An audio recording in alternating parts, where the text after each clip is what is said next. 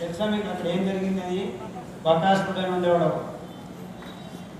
వాడికి ఊరి మీద పడి అందరినీ తినేవాడు.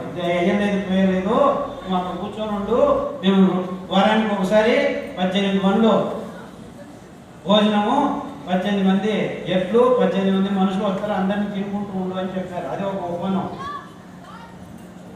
అప్పుడు భీముడు వచ్చాట, ఏదో పోతూ భీముడు వచ్చి అప్పుడు భీముడు నేను తీసుకెళ్తాను, ఆయన తీసుకెళ్ళి వాడిని చెప్పింది. ఇది కథ.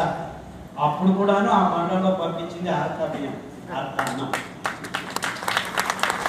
ఇది వరి బియ్యం లేదు. అంటే మొత్తం చరిత్రలో ఇలా పురాణాలు అన్ని చోట్లను తింటుంది ఈ 5 సిరిధాన్యాలే. ఈ సిరిధాన్యాలను తినడం వల్ల మీ దేహంలో ఉన్న అన్ని రకాలైన రోగకారకాలు మాయమైపోతాయి 6 నెలల నుంచి 2 సంవత్సరాలు. ఎందుకంటే ఈ ధాన్యాల్లో, ఈ 5 ధాన్యాల్లో అంత అద్భుతమైన పీచు పదార్థాలు.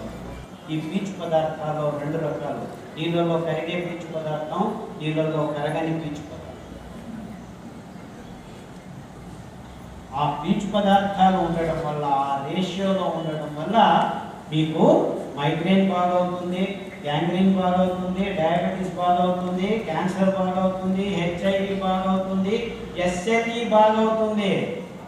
SLE అనే రోగం